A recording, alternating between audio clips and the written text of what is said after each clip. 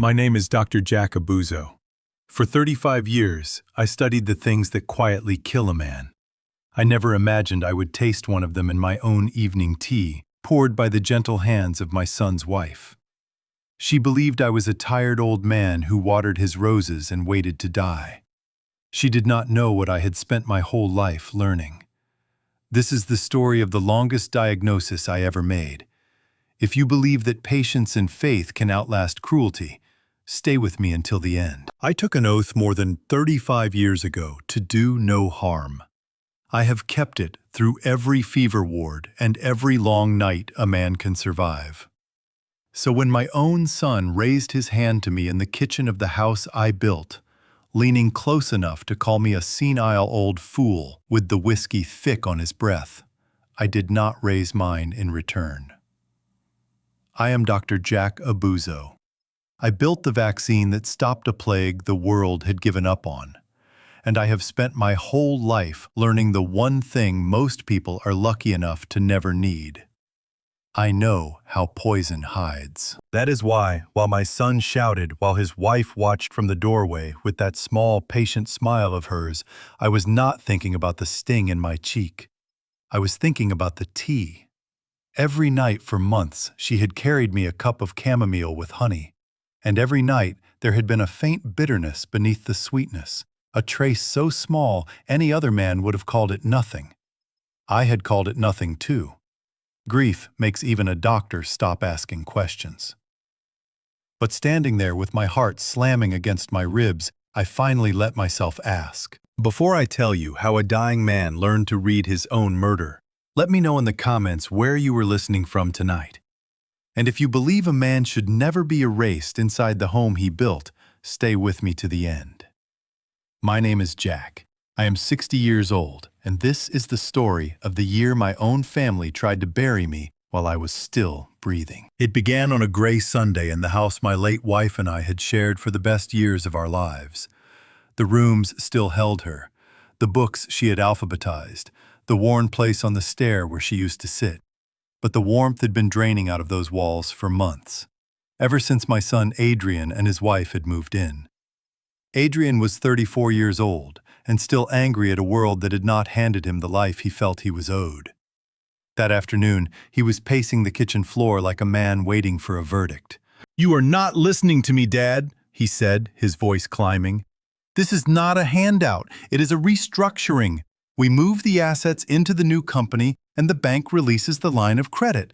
One signature, that is all I am asking." "You are asking me to sign away the work of my whole life," I said quietly, "to rescue a company that has already failed once." His business had been in my own field in medical devices, and somehow that made it worse. He had wanted to build something inside the world I belonged to, and instead he had built a mountain of debt. A man he would not name had loaned him money, and that man wanted it back. From the doorway, Sloane spoke without raising her voice. She never raised her voice. "You see how he is?" she said gently, as if it pained her. "He has everything, and he would rather watch his own son drown than open his hand." It was not true, and she knew it was not true. I had paid Adrian out of trouble 3 separate times, but Sloane knew exactly where the soft places in a man are, and she pressed on them like a nurse finding a vein. Adrian turned a shade of red I had not seen since he was a boy. "Mom would have signed it," he said. "Mom believed in me." "Do not bring your mother into this," I told him, and something in my voice made him flinch. That was when he crossed the room, put both hands on my chest, and shoved me back into the counter. The edge caught my spine, my head snapped, and I tasted blood where my tooth had cut my lip. For one long moment, the old strength rose in me, the strength of a man who had carried the dying out of quarantine tents. I could have answered him. I did not. To strike him would have made him a man worth striking, and looking at him, trembling there behind his wife's whisper, I saw that he was not a man at all yet. He was a boy, holding a match in a house full of gas. I straightened my collar. I said nothing, and in the silence I heard the mail slot in the front door and the soft sound of a single envelope dropping onto the floor of the hall. Later, when I went to gather it, I saw the return address, and I stopped where I stood. It was from the foundation my wife and I had built together, the one that carried her name, the one Adrian had never thought to ask about. I folded it into my pocket and said nothing to anyone in that house. That evening, Sloane brought the tea. She set the cup on the table beside my chair with both hands, the way you would offer something to a man you loved. "You should rest, Jack," she said. "You have not been yourself lately." "Thank you," I said. And I meant for it to sound grateful, and it did. She went back into the kitchen. I lifted the cup, and I breathed in the bitterness hiding beneath the honey, and this time I did not call it nothing. Beside my chair stood a small potted fern my wife had kept alive for years, the last living green thing of hers left in that house.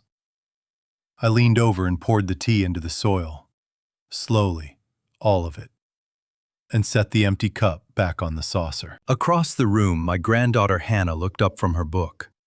She was 16 years old, and she had her grandmother's eyes, and for just a moment, those eyes met mine and did not look away. They thought they were burying a senile old man. They had no idea I had already begun the autopsy. I have studied 10,000 samples under a microscope, and I learned to hold each one the same way with a steady hand and no opinion, letting the evidence speak first. So at 4 in the morning, when sleep would not come, I carried my own pill bottle into the bathroom, held it beneath the light the way I had once held a slide that would decide whether a child lived or died. I am careful with my own health.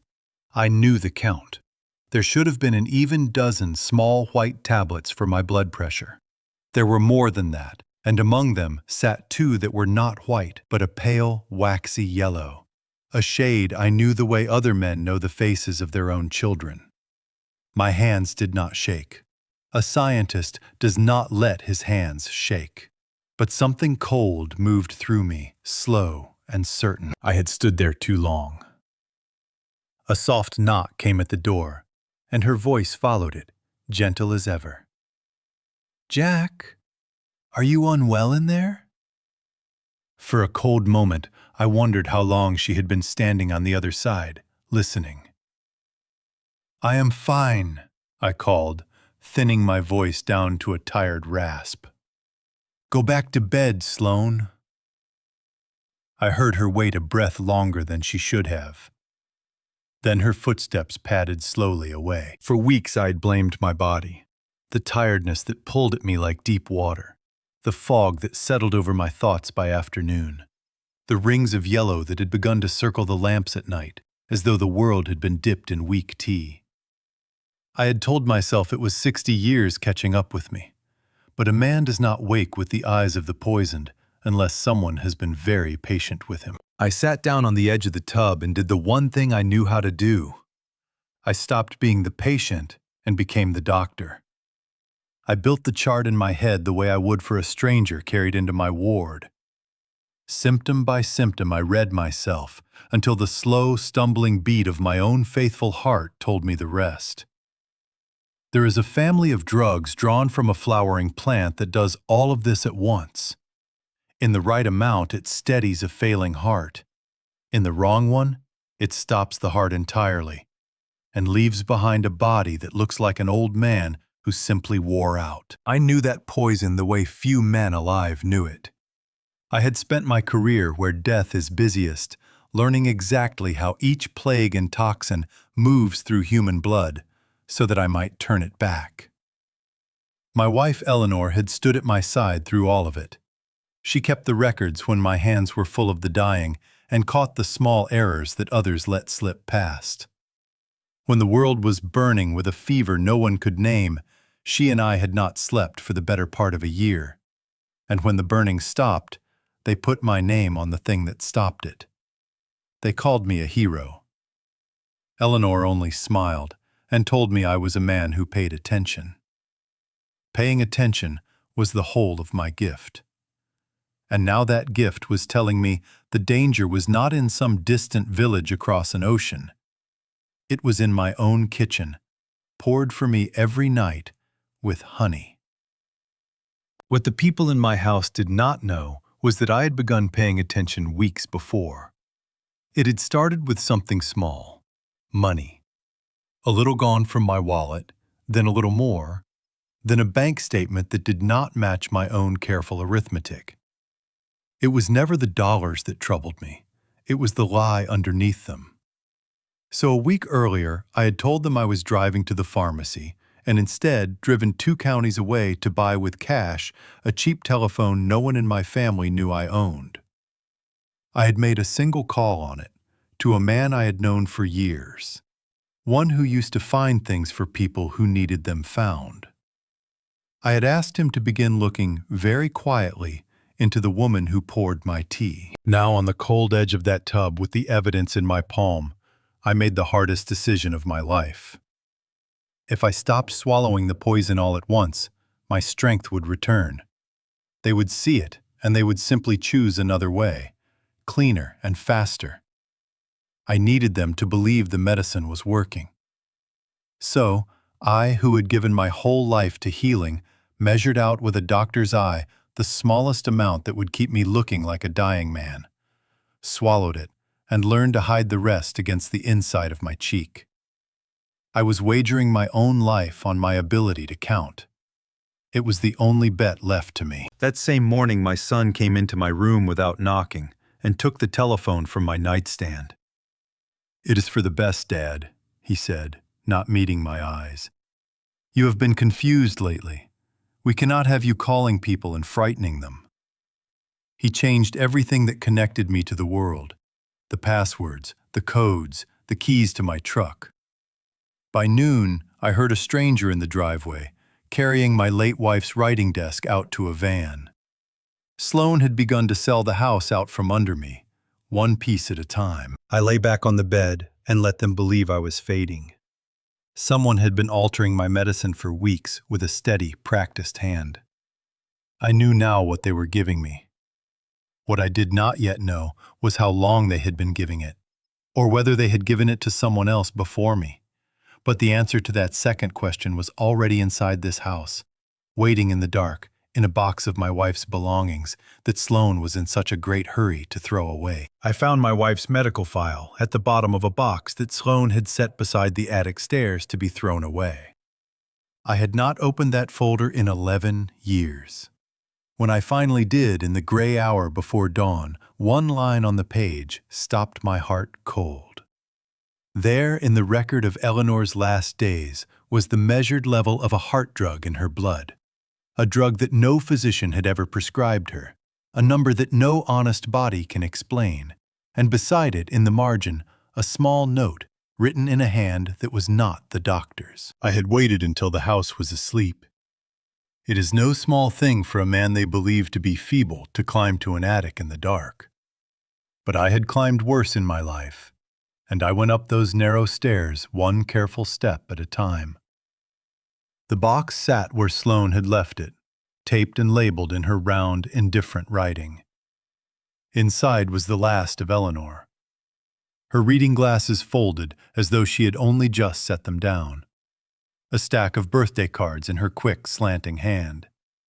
And underneath it all, a plain folder I had carried home from the hospital the week she died. They had given it to me as her husband, her next of kin, a thick envelope holding her final record, and I had never read a word of it. I had been a man made entirely of grief in those days, and a man made of grief does not open the file. He puts it in a box, and he tapes the box shut, and he tells himself he will look someday, when it no longer feels like dying all over again. 11 years.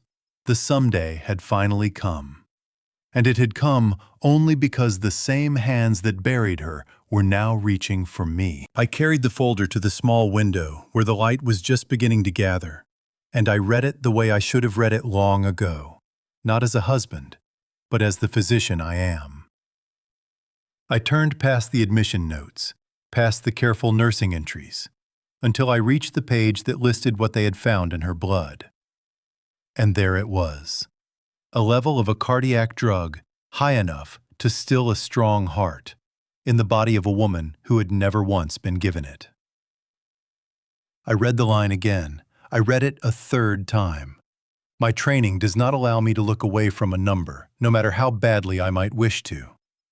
The number did not change. It only grew louder. The certificate had said her heart had simply failed. She had grown weaker for weeks before the end, and a heart that gives out after a long decline is a death that no one questions. That is the cruelty of this poison. It does not look like murder. It looks like surrender, like a tired body letting go.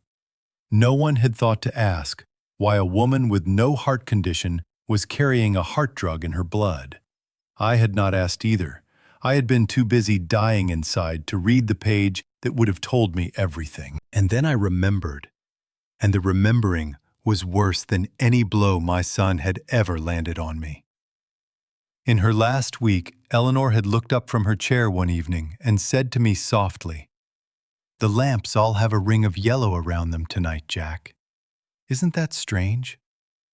I had been tired myself and frightened, and I had only kissed her forehead and told her, "Your eyes are weary, my love. Come and rest." I had not heard it. I, who had taught young doctors to listen for exactly that sentence, had sat beside my dying wife while she described the very poison that was killing her, and I had told her she was tired. The yellow halo around the lamps, the same halo that now circled the lamps in my own room every single night. She had handed me the diagnosis with her own mouth, and I had missed it, and she had died. I do not weep easily. A man does not survive the work I have done by weeping. But I sat in that cold attic with her file open on my knees, and I let the grief have me for a little while. Because she had earned that, and so much more. Then I made myself do the only thing that could honor her. I took out the chart I had been quietly building of my own symptoms, and I laid the two of them side by side in my mind. The nausea, the fog, the slowing heart, the yellow sight. Line for line, hers and mine, they matched like two prints pulled from the same plate. I was not dying of old age, and neither had she. We were both walking the same dark road 11 years apart, and someone had drawn the map. I looked once more at the small note in the margin beside that terrible number. It was not in the attending physician's blunt scrawl. It was not in Eleanor's elegant hand, the hand I would have known anywhere in the world. It was someone else's, neat and patient. A few words, noting the dose. As though it were the most ordinary thing, as though it belonged there. Someone had stood inside my wife's medical record and written in it as easily as a person writes a grocery list. Someone who knew exactly what that drug would do to her. I closed the folder and held it against my chest in the dark. Whoever had written those words 11 years ago had not stopped. They had only waited and grown more patient and come back. And as I sat there listening to the house breathe below me, to the soft sounds of the people sleeping under my roof, I understood with a cold and final certainty that the hand which had written in my wife's chart was very likely sleeping only a few feet beneath me at that very moment. By the time the sun was fully up, I had found the second page I did not want to find. It was Eleanor's death certificate, and at the bottom of it, in the space reserved for the physician of record, was my own signature. I had certified the lie myself. With my own steady hand, I had written the cause of my wife's death as a failure of the heart, and in doing so, I had sealed the door on the truth for 11 years. The people who poison do not always need to forge a name.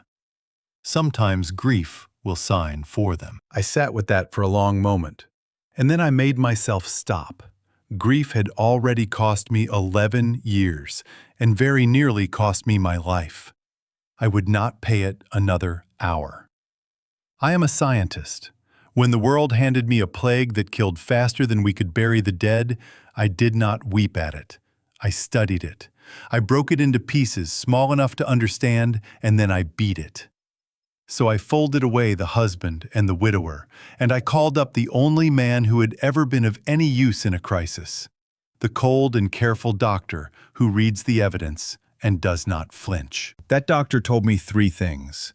The first was that I could not go to anyone yet. I had no telephone.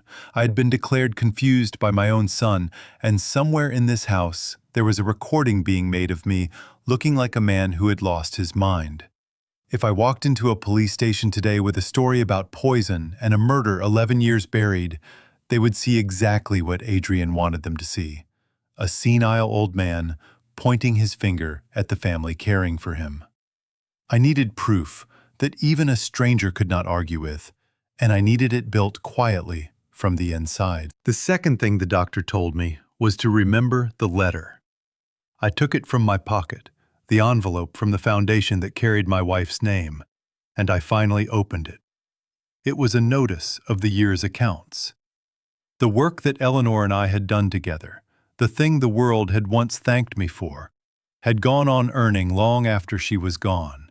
And in a year of new outbreaks, with my name and my old work back in the newspapers again, the figure at the bottom of that page had grown very large indeed. I looked at that number, and I understood something cold and simple. A growing pile of money is the surest way in the world to draw wolves to your door. But the foundation was not a thing my son could reach, and that was no accident.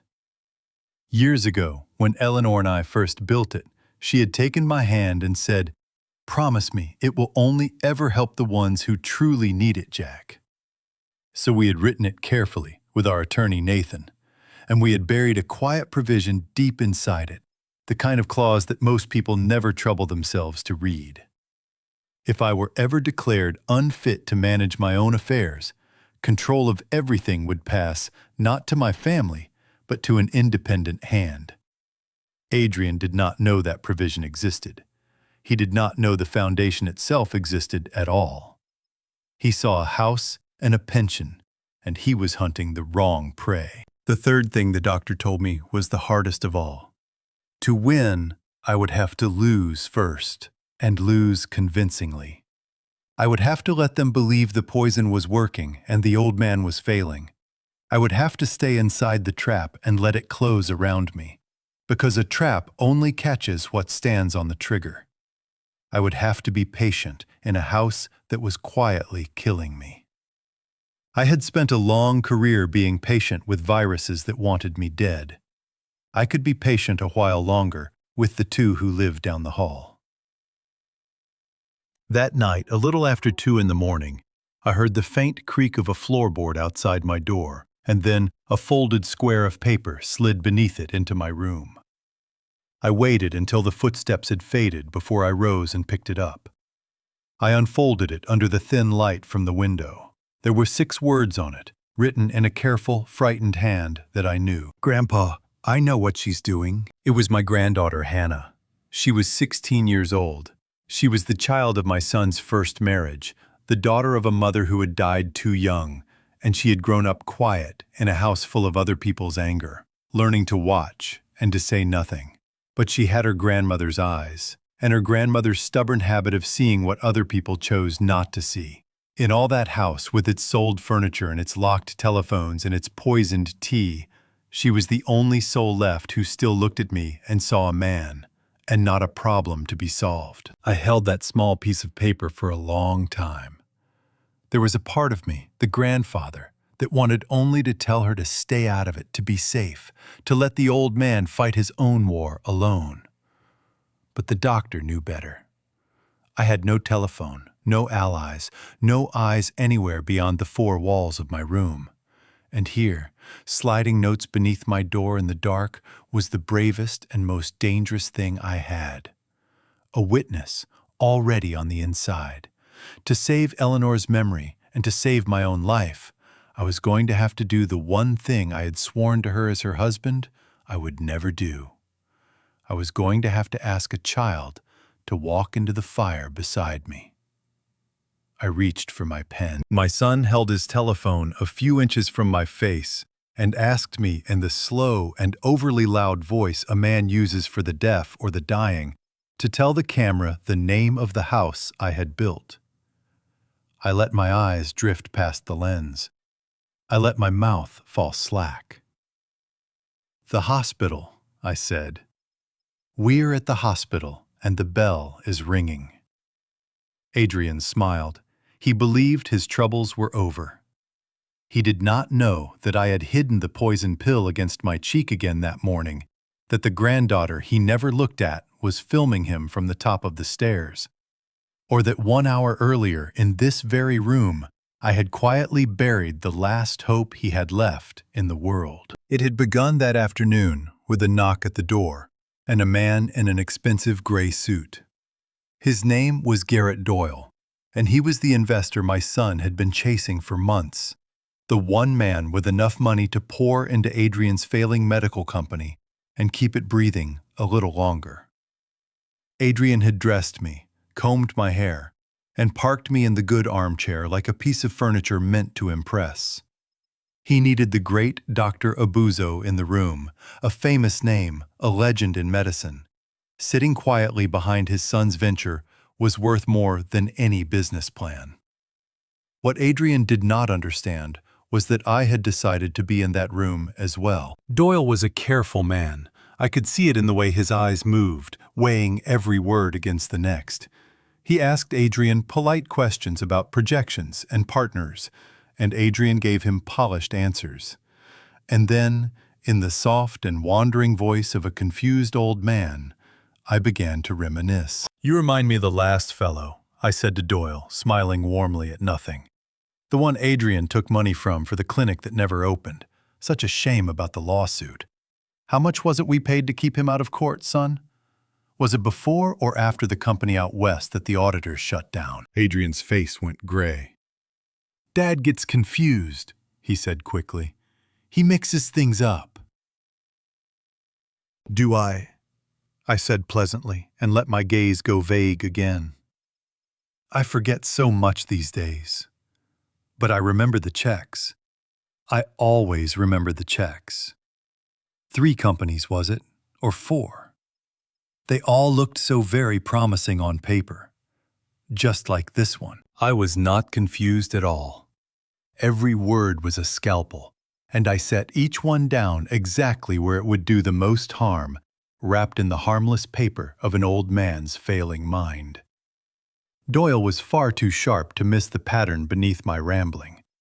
A young man with a long history of failed ventures settled lawsuits and quiet payoffs from his father. By the time I trailed off humming to myself, Doyle had already closed his folder. "I believe," Doyle said, rising and buttoning his jacket, "that I have heard everything I need to hear, Mr. Abuzo." He shook my hand, and what was in his eyes was not pity, it was respect. He thanked me for my time, nodded coldly at my son, and walked out the door. The deal was dead, and there was nothing Adrian could say, because how does a man rage at his own senile father in front of the very investor he is trying to win? When the door closed, the silence in that house became a living thing. Adrian stood shaking with a fury he could not aim at me, but it was Sloane I watched. She did not shout. She never shouts. She only looked at Adrian with a cold and quiet disgust that he was too upset to notice, and I understood something I could use. Adrian's loud, clumsy schemes frightened her. They made scenes. They drew eyes. Whatever Sloane wanted from this house, she wanted it taken quietly, with no noise and no witnesses. And every time my son flailed, he put her careful work at risk. The two of them were not one enemy. They were two, and they did not want the same thing. It was desperation that drove Adrian to the telephone an hour later. The deal was gone, and the man he owed money to would not wait much longer. So he turned to the uglier road. If he could not save the company, he would simply take the house and the money by having me declared unfit to manage my own life. He needed a senile old man on film, and so he raised the camera and asked me where I was. And I gave him the hospital and the ringing bell and the wrong year, and he believed every word of it. What Adrian did not see was Hannah on the stairs behind him, her own telephone steady in her small hands, recording the man who was recording his father. And what neither of them knew was that earlier that day, folded inside a birthday card and carried out to a mailbox by a 16-year-old girl, a sealed sample of 2 pale yellow pills was already on its way across the city to a woman named Dr. Marlene Voss, who had once been my student, who now worked in the county coroner's office, and who would know exactly what to test them for. That night, I heard the pop of a cork through the wall. They were celebrating. Adrian's voice was light again, certain that the video had won him everything. Sloane's stayed quieter, calculating. I lay in the dark with my heart keeping its slow, drugged rhythm, and I let them toast the vegetable in the back bedroom. They believed the recording on my son's telephone was the weapon that would finish me. They had it backwards. It was not their weapon at all. It was the first piece of mine, and I was simply letting them carry it for me until the hour came to light the fuse. That night, long after the celebration had gone quiet, I stood in the dark just inside my bedroom door and pressed my ear to the narrow gap at its edge. I had spent a career listening for the sounds a body makes when something is wrong inside it. The faint murmur, the missed beat. Now I listened to my own family the same way. And what I heard told me at last who was truly sick and who was holding the knife. Through that gap came 2 voices. One was my son's, low and pleading. The other was his wife's, calm and certain, and giving orders. And I understood finally which of them I was really fighting. "You almost ruined everything today," Sloane was saying. Her voice never rose. It did not need to. "Parading him in front of that man. Letting him talk. I told you the old fool was not stable enough to put on display." "I needed Doyle," Adrian said, and there was a whine in it I had not heard since he was a boy begging to stay up past his bedtime. "I needed that money. You do not understand. The loan is due, and the man it is owed to is not the kind who sends letters." "Which is exactly why we stop improvising," she said.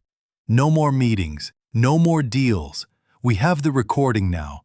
We do this quietly, my way, from start to finish, and you do exactly what I tell you, and nothing more. Can you manage that, Adrian?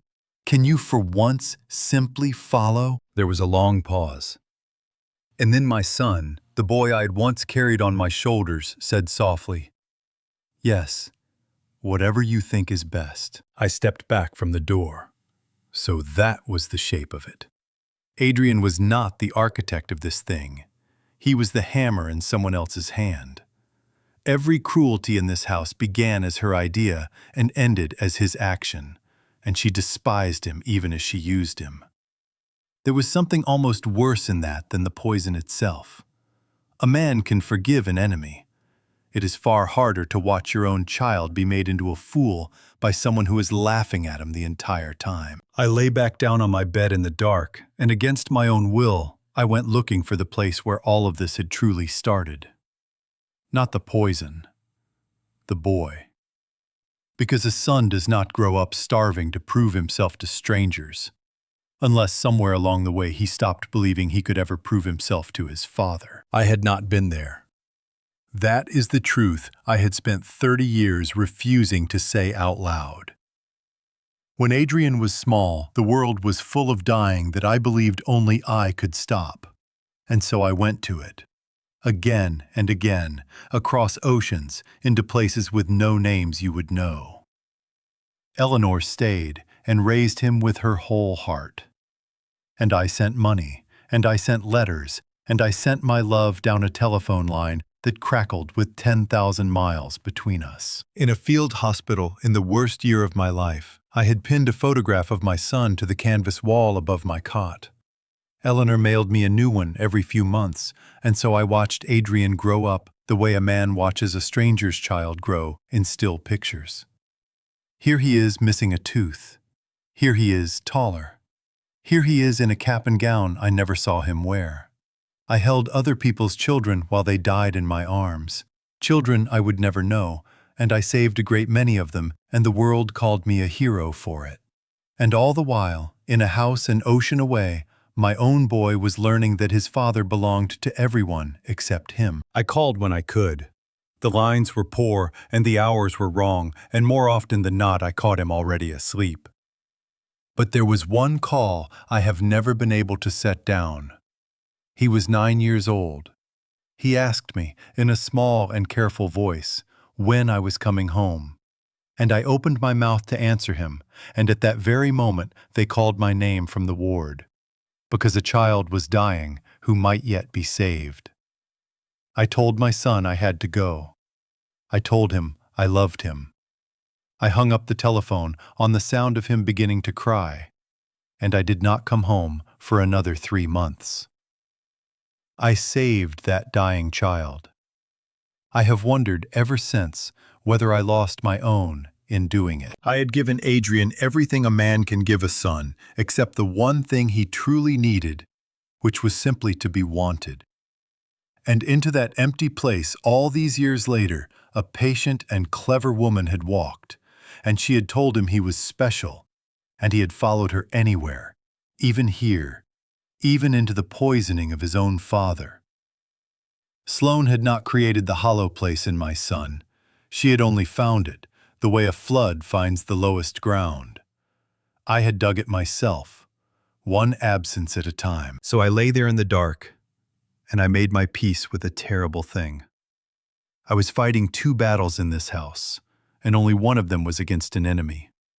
The other was against my own past, and that one I had already lost a long time ago.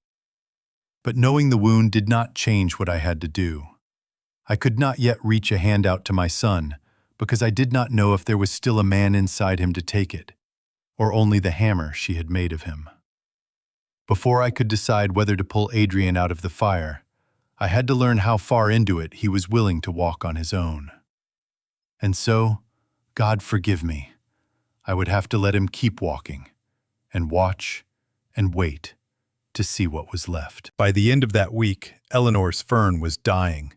The plant she had kept green and thriving for the better part of 20 years, the last living thing of hers left anywhere in that house, had begun to yellow at the edges and curl in on itself, leaf by leaf, as though something were drawing the life out of it from the roots.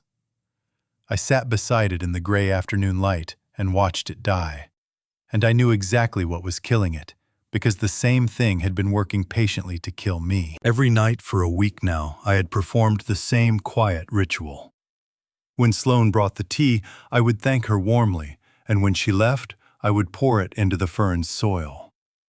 When she stood over me and watched me swallow my evening pills, I would tuck the pale yellow ones against the inside of my cheek.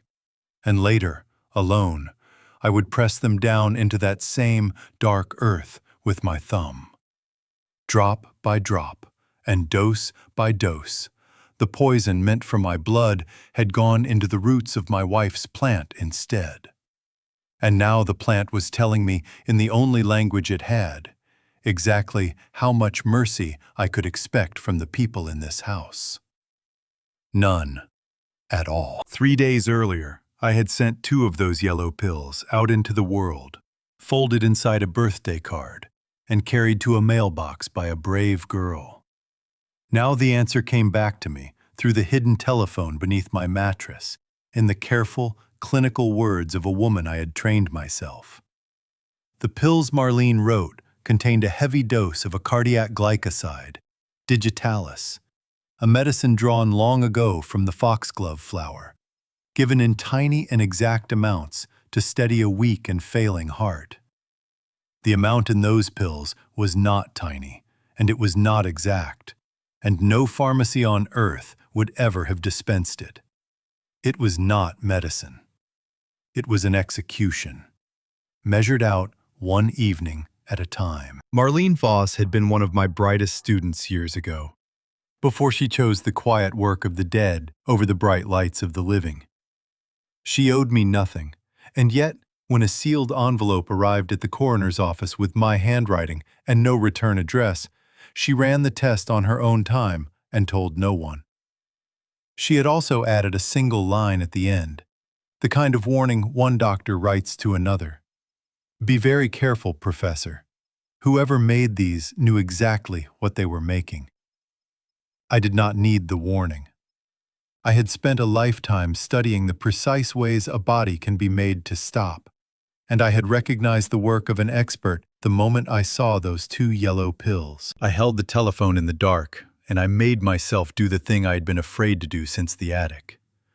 I set Marlene's words beside the number I had read in Eleanor's old chart. The same drug. The same poison drawn from the same gentle flower sitting in my wife's blood 11 years ago exactly as it now sat in mine. There was no longer any room to doubt it, no honest way to call it grief or coincidence or the simple wearing out of an old heart. Eleanor had not died. Eleanor had been killed slowly and patiently by a hand that knew precisely what foxglove does to a beating heart. And then that same hand had waited and watched my fortune grow and come back to do it all again to me. Eleanor had brought that fern home as a single cutting in a coffee cup the spring before the worst of my traveling years. She had nursed it through a hard winter on a cold windowsill, talking to it the way she talked to everything she loved, without ever expecting an answer. When she died, I had not been able to keep most of her things, but I had kept that. For 11 years, I had watered it and turned it toward the light, and in some foolish corner of my heart, I believed that as long as it stayed green, some small part of her stayed with me. And now I had killed it myself, on purpose, to catch the people who killed her. I looked once more at the dying fern. I understood now, with a clarity that turned my stomach, that I was looking at myself. If I had been a trusting man, if I had swallowed each evening what they gave me, the way Eleanor must have swallowed it, I would be that plant now, yellowed and curling and emptied of life. And she would still lie unavenged, and no one on earth would ever have known. I reached out and touched one of the brittle dying leaves, and it crumbled to powder between my fingers. "Forgive me, Eleanor," I whispered into the empty room. I had let them poison the last green thing she ever loved because it was the only witness I had who could not lie to me. Her plant had given its life to prove what had been done to her. It was a terrible thing to ask of the last living piece of her. It was also the only way I had. I sat there a long while as the light failed, holding a dead leaf in one hand and a telephone full of the truth in the other. 2 hearts, the same flower, the same careful, unhurried hand. 11 years apart, my wife and I had been handed the very same death by the very same person. And that person was at this very moment somewhere in my house, perhaps washing a teacup, perhaps already deciding what dose to pour for me tomorrow. The evidence was no longer only inside my head. It was in the soil, and it was in the chart, and it was in the words of an honest woman at the coroner's office. Now I needed only to learn her name beyond all doubt and to make her say it out loud where the whole world could hear. The next afternoon, for the first time in weeks, the house emptied out. Sloane left for an appointment she did not bother to explain, and Adrian had gone to the office to face the man he owed. And so it was only Hannah and me, alone in the quiet, with the dead fern between us. She sat on the floor beside my chair the way she had when she was very small, and she looked up at me, and I felt my breath catch. She had Eleanor's eyes. The exact gray of them, steady and unafraid, the eyes of a woman who saw what was true and refused to look away. For a moment, it was like being seen by my wife once more, across all the years. "I want to help you, Grandpa," she said. "But I need you to tell me what is really happening. No more secrets. I am not a baby. So I asked her gently to tell me first what she already knew. And the things this child had been carrying alone came out of her one by one. She knew her stepmother was not kind. She had known it for years, since the day Sloane married her father, and the warmth went out of the house like a pilot light snuffed in the wind. Hannah's own mother, my son's first wife, had died of a long illness when Hannah was only 6 years old. And into that grief, Sloane had walked smiling, and Hannah had learned very quickly that the smile was only ever meant for other people.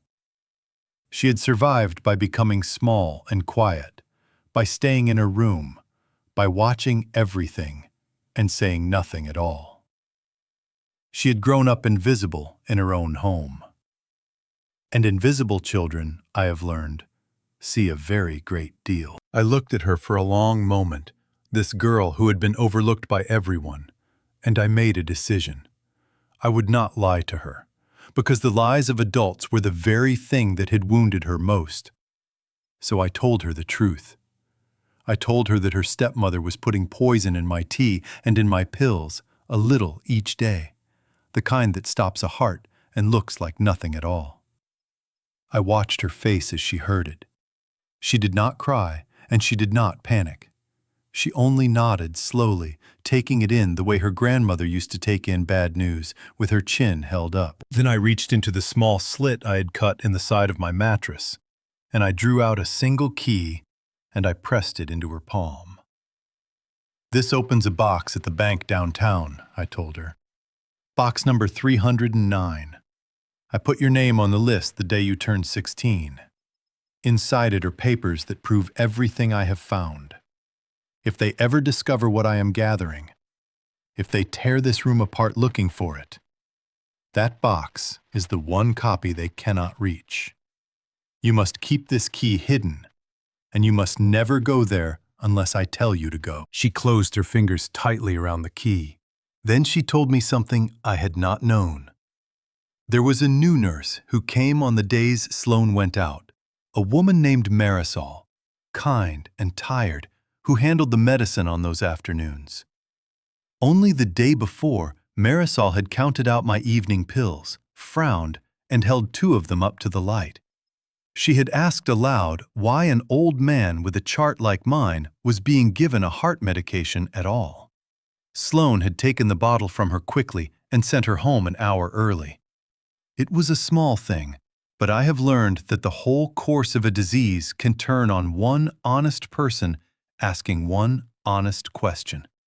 And I tucked the name Marisol away in my mind like a card I might one day need to play. I watched my granddaughter turn the bank key over in her fingers, studying it, thinking.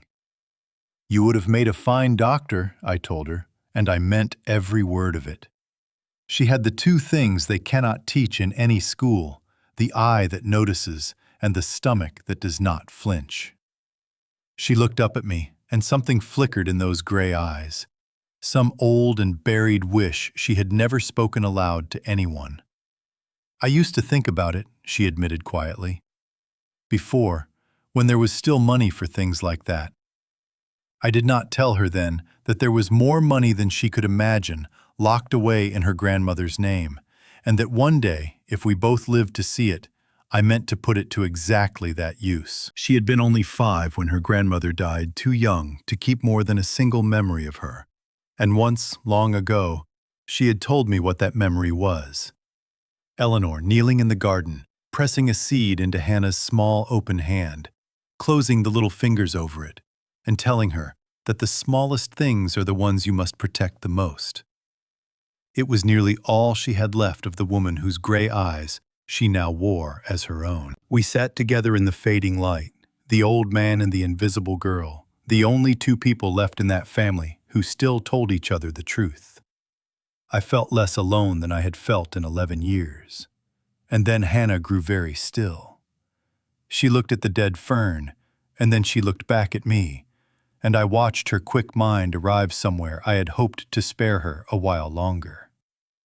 "Grandpa," she said very softly. "Grandma. She died of her heart. They always told me it was her heart. She swallowed hard. She died from this too, didn't she? And I, who have answered every hard question a frightened family ever put to me, who have told mothers and fathers the very worst news a human being can hear, opened my mouth and found that I could not say a single word. The investigators slid a single photograph across the sticky diner table, and after 35 years of holding steady over the dying, I could not stop my hands from shaking. It was Sloane. Not last week, not last year. 11 years ago, younger and thinner, standing in a nurse's pale uniform behind a hospital bed. And in that bed, gray and wasted and only days from death, was my wife, my Eleanor. In a hospital where Sloane has sworn she never once set foot in, a year before my son had ever spoken her name. It had taken 3 weeks and a great deal of care to arrange that meeting. Sloane went out most afternoons now to appointments she never named, and Adrian spent his days at the office trying to hold off the man he owed. That gave me a narrow window. Hannah stood watch by the front window, with the hidden telephone in her pocket, sworn to call me the instant either of them turned onto our street. And I, an old man they believed could barely cross a room without help, put on a coat and a hat and walked out my own back door into the daylight for the first time in a month. It was a reckless thing to do. If a single neighbor saw me upright and steady, the whole performance might come apart. But some risks must be taken, and this was one of them. A short bus ride later, I was sitting in a back booth, across from Hollis Bray. Hollis was a former detective, a heavy and patient man with tired eyes, who had spent his whole career learning where people bury their pasts. I had hired him with cash weeks earlier on the day I first understood that I was living with a stranger. He did not waste my time. He opened a worn folder and began to speak in a low and even voice. "You asked me to find out who your daughter-in-law was before she married your son," he said. So I did. And it is not a happy story. He told me that Sloane had not always gone by Sloane. Years back, under a different last name, she had trained and worked as a nurse. She had moved between hospitals, never staying anywhere long, leaving each one just ahead of quiet questions about missing medications and altered charts. And one of those hospitals, in one of those years, was the very place where my Eleanor had spent her final weeks on this earth. She had left that hospital within a month of Eleanor's death, Hollis said, and changed her name not long after. For 11 years, she had simply vanished from the kind of records an honest life leaves behind her. A woman who erases herself that thoroughly is not running from bad luck. She is running from the things she has done. On paper, Hollis went on, she will swear she never worked there. The official record is thin. People like her are very good at thinning records, but I found this in an old archive of staff photographs. He tapped the picture lying between us. I had already seen it. I could not stop seeing it. It was a candid shot from a hospital ward, the kind they take for a newsletter. A cluster of nurses gathered at a station, and there, at the very edge of the frame, half turned away, was a young woman wearing Sloane's face. Then Hollis laid a second photograph down beside the first, and the floor seemed to fall away beneath me. This one was mine, a picture I had taken myself in Eleanor's room near the very end of her sleeping. And in the doorway behind her bed, caught entirely by accident, blurred but unmistakable, stood the same young nurse. She had been inside my wife's room. She had been close enough to reach out and touch her. I remembered those days now in a new and terrible light. I remembered sitting beside that bed for hours, holding Eleanor's hand, begging God for a few more weeks with her. I remembered the nurses coming and going, quiet and efficient, and how grateful I had been for their kindness. One of them had been killing her. One of those gentle, capable women adjusting the line in my wife's arm had been measuring out her death by the hour, and I had thanked her for it. I had very likely thanked her by name. I sat very still for a long time. The coffee went cold in the cup before me. All this while, I had believed I was the victim of a recent and ordinary greed, a scheme born the day my son fell into debt and his wife glimpsed a fortune within her reach. I had been wrong. This was not new. This had roots that ran down 11 years into the very soil of my wife's grave. The woman who poured my tea each night was the same woman who had stood at Eleanor's deathbed. And the note in that medical chart, written in a neat and patient hand, was hers. She had not married my son, and only then stumbled upon her opportunity.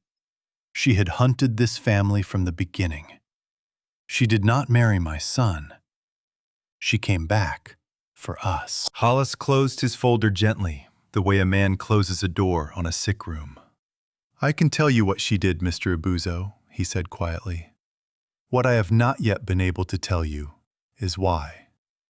Why your wife back then, why you now, why this family at all.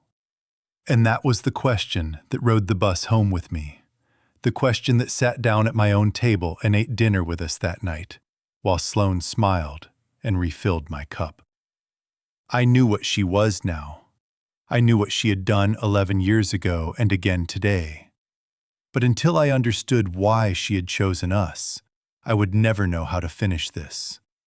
And the answer was locked somewhere behind those calm and patient eyes, sleeping under my roof every single night. It was nearly midnight when Hannah slipped into my room without a sound, and even in the dark I could see that her hands were shaking. She did not speak at first. She only held out her telephone, its small screen glowing, and pressed it into my palm the way I had pressed the bank key into hers. "Watch it, Grandpa," she whispered. "All of it." And so I sat in the dark and watched the thing my granddaughter had nearly been caught capturing. The thing that turned my son from a villain into a victim before my very eyes. The video was shaky, filmed through the front window of a coffee shop from the sidewalk outside. It showed Sloane sitting in a corner booth, close beside a man I did not know, perhaps 30 years old, with a sharp jaw and an expensive watch. Their heads were bent together. His hand rested on her knee. This was not the appointment she claimed to keep every afternoon. This was something older and far uglier. And then, as Hannah crept nearer to the glass, their voices came through, low but clear enough. "The old man is taking longer than I planned," Sloane was saying. "His heart is stubborn, but it will not be much longer now." "And the money?" the man asked. "Moving already. Into the new account, the one with no names on it. By the time anyone thinks to look, it will all be gone, and so will we." She laughed softly. "Adrian will be left with the debts, the empty house, and a dead father he was supposed to be caring for. Let him try to explain that to the police." I lowered the telephone for a moment, my chest tight as a fist. Then I made myself watch the rest. Hannah had told me the man's name, the one she had heard Sloane use. Derek. And I knew it at once, because Hollis had found it too. Derek Lang, a man who had once sold pharmaceuticals for a living until he was let go under a cloud. A man who would know exactly where to find a heart drug, and precisely how much of it would kill. Sloane had not only found herself a lover, she had found her supplier. But it was what Hannah told me next that stopped my own stubborn heart. As she had leaned in to catch their words, Sloane had gone suddenly still. She had lifted her head the way a deer lifts its head at a snapping twig and turned toward the window. Hannah had thrown herself flat against the brick wall beside the glass, the telephone still running in her hand, and she had stood there in the cold without breathing while her stepmother's eyes swept the sidewalk. For 3 or 4 seconds, she said, she had been certain she was caught. Then Sloane had turned back to Derek, and Hannah had walked away slowly, on legs that would barely hold her until she was around the corner and could finally run. I looked at this child, 16 years old, who had stood a few feet from a woman who poisons people for money and had lived to bring me the proof. And I felt a shame so deep it nearly unmade me. I had done this. I had sent her into that danger. A grandfather is meant to stand between a child and the wolves, and here I was handing her a telephone and pointing her toward the wolf's own table. "You will not do that again," I told her, my voice rough. "Do you hear me? Never again. We have what we need now." She only looked at me with Eleanor's steady gray eyes and said nothing at all, and we both knew it was a promise I had no power to make her keep. She did say one thing before she left. She told me, in a voice steadier than my own, that her grandmother had died because no one had been watching closely enough and did not intend to let it happen a second time. Then she folded the bank key deeper into her pocket and went quietly down the hall.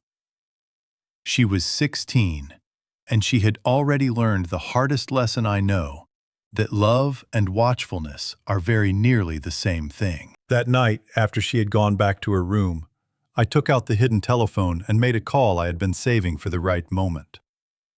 I called Nathan Holt, the attorney who had built the foundation with Eleanor and me all those years ago. The one man left I trusted with everything I had.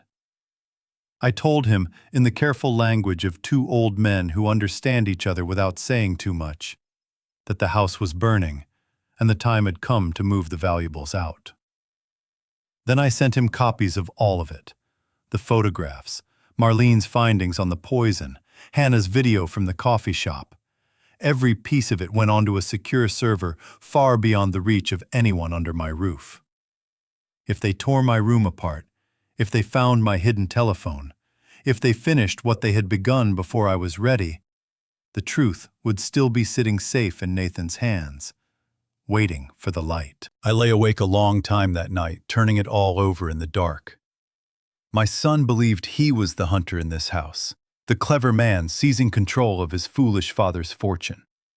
He had no idea that the woman in his bed had already written him out of the story that she meant to leave him standing in the ashes, holding the match, while she lay on a warm beach an ocean away. He was not the predator at all. He was the bait. But as I listened to the house settle around me, I felt something shift in the air. Some new tension in the way Sloane had watched each of us across the dinner table. The poison was working too slowly for her now. She was growing impatient. And worse, far worse, she had begun to suspect that someone inside these walls was no longer quite so helpless as he pretended to be. It came for me at 2 a.m, 3 nights later. I woke in the dark with my heart no longer keeping its slow and steady rhythm, but lurching, stumbling, skipping like a stone thrown badly across water. The room had gone the deep yellow of a bruise. My own hands looked far away, and worst of all, my mind, the one thing I had been guarding so carefully, wanted to cry out, to call for help, to forget every plan, and simply beg someone to save me. I bit down on that cry and held it behind my teeth, because to call out now was only to die a different way. I knew exactly what was happening to me. I was a doctor watching his own poisoning, and the dose, this time, had been meant to be the last one. I understood my mistake even as my heart fought for its life. For weeks I had played a careful game with that poison, swallowing only the smallest, measured amount each night, so that I would look sick without being killed, pouring the rest into the soil and hiding the pills against my cheek. It had been a gambler's bet, and the bet had rested on one single thing staying the same: the strength of the dose. But Sloane had grown impatient. Her lover and the man she owed were pressing her, and she had decided to stop waiting for my stubborn heart.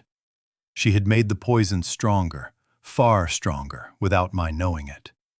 That evening, she had stood over me and watched me swallow with a new and hungry attention.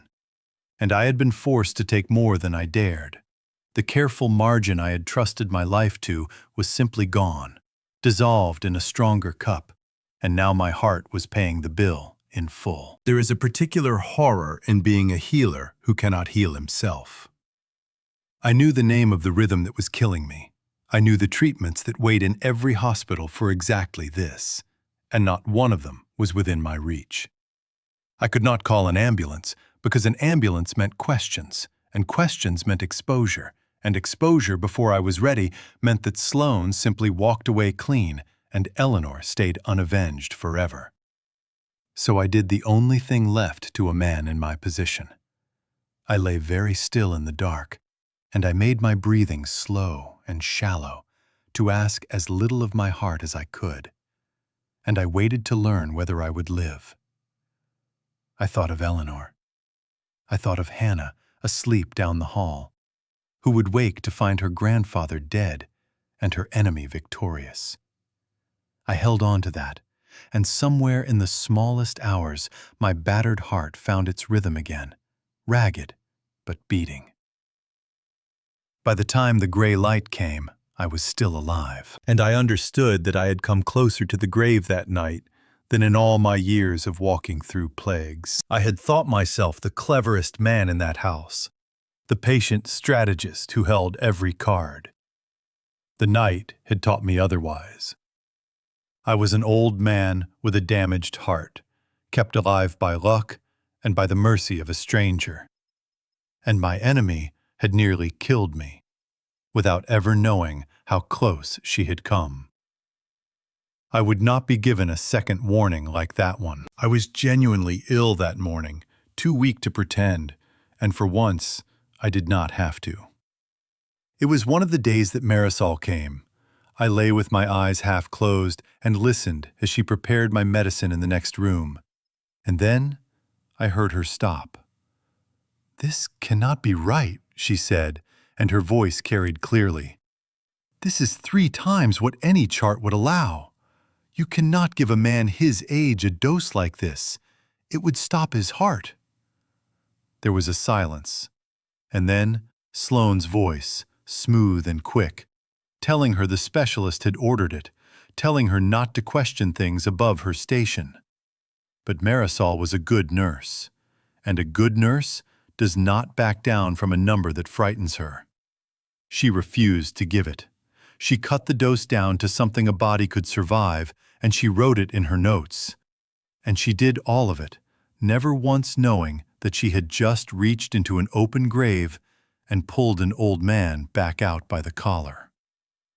I made a silent promise to that tired, honest woman. One day in a courtroom, I would let the whole world know what she had done. But Sloane was not a woman who missed things, and Marisol's questions frightened her. I felt the house change that very afternoon. She moved through the rooms like a cat that has heard something moving in the walls, watching all of us, weighing each of us. And her eyes settled at last on Hannah. I do not know what she saw. A glance held a moment too long, a whisper near my door, the simple animal sense that the quiet girl was not as quiet as she seemed.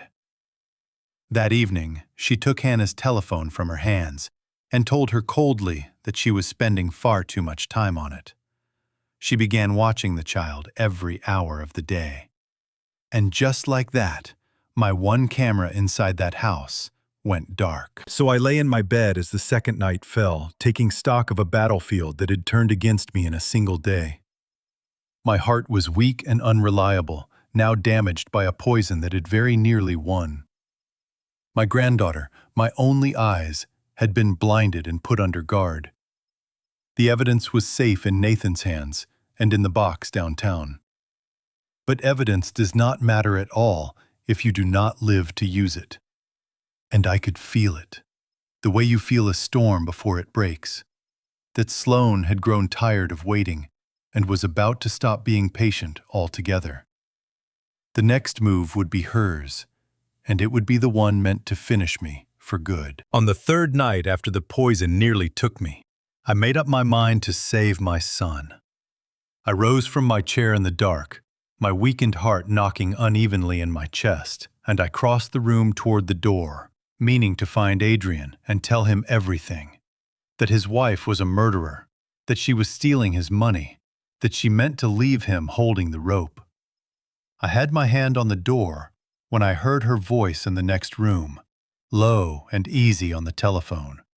And what she said stopped me cold on the threshold and changed everything I had decided. "It is almost finished," Sloane was saying. I knew it was Derek on the other end. "Once the house and the money are signed over, we're done here. Another week, maybe 2.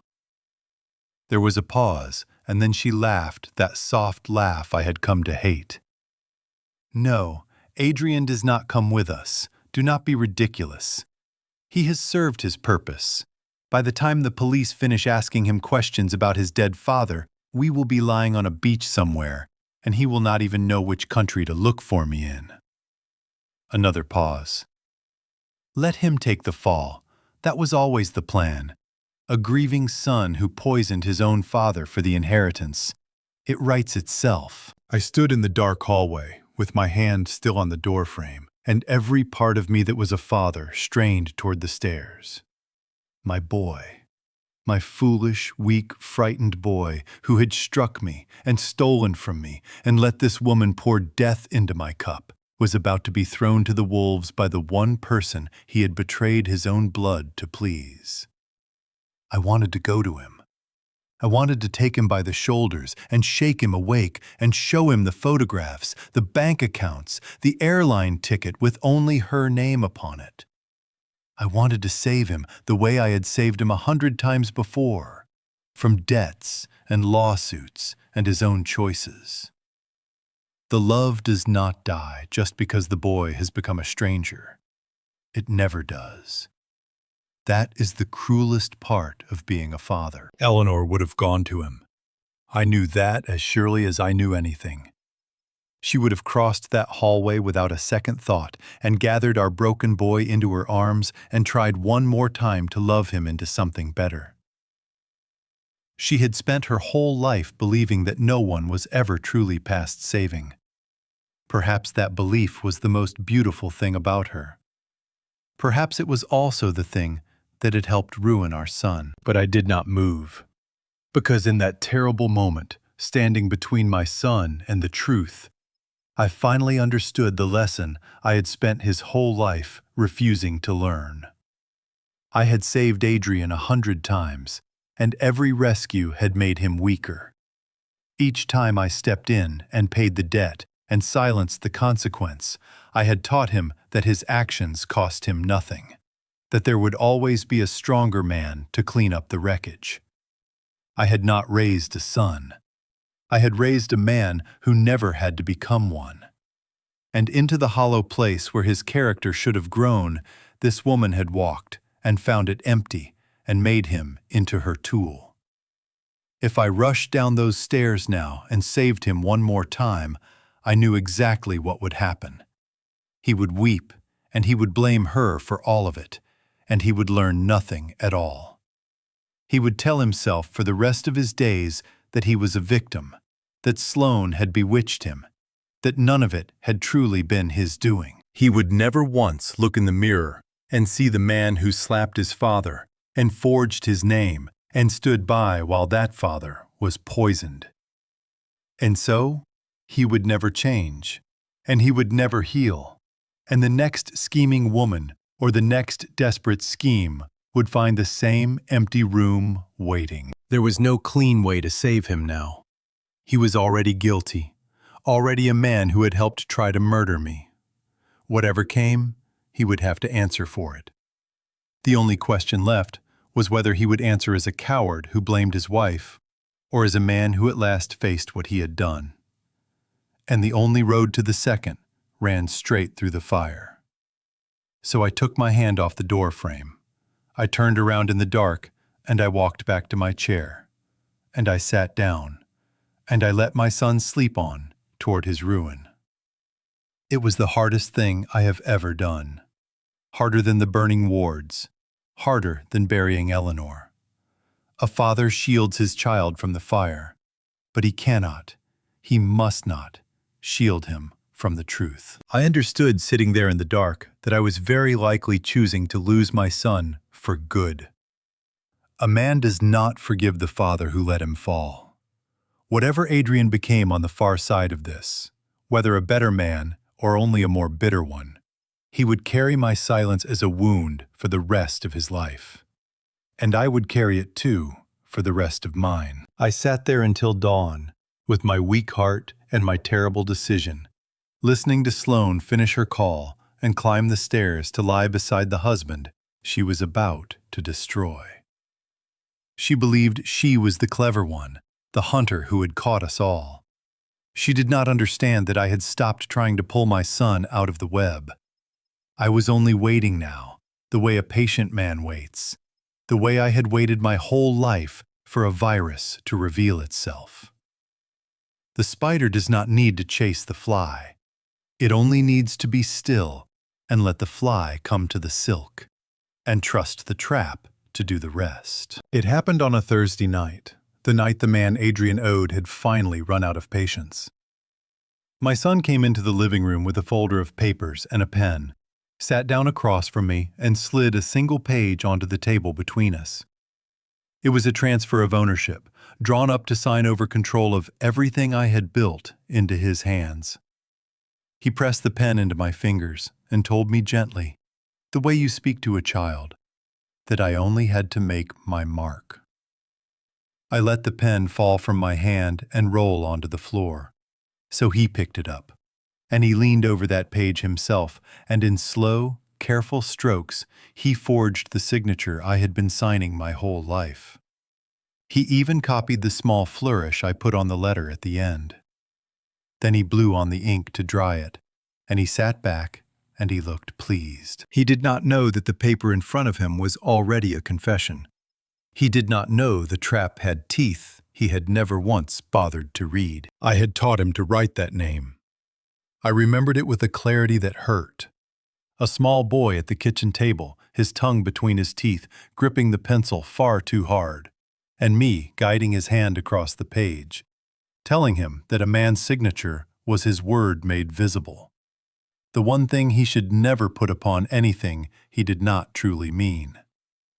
He had learned the shape of it perfectly. He had simply never learned the rest. Sloane stood behind him the whole time, watching with those calm and patient eyes. "Is it done?" she asked. "It is done," Adrian said, holding the page up to the lamp. "It looks perfect. Tomorrow I file it with the court, along with the incapacity petition and the foundation. The house, all of it, passes to us." He had spent the last week building the case that his father had lost his mind. He had the false medical report from Sloane's tame doctor. He had the video of me naming the wrong year. And now he had a forged deed to go with it.